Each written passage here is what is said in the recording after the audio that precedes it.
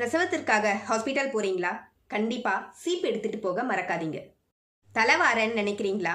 இல்ல, உங்க பிரசவ வலியை மேனேஜ் பண்ண. உங்களுக்கு கான்ட்ராக்ஷன்ஸ், அதாவது பிரசவ வலி ஏற்படும் போது உங்க கைகள்ல இங்க விரல்களுக்கு கீழே இங்க அக்குப்ரெஷர் பாயிண்ட்ஸ் இருக்கு.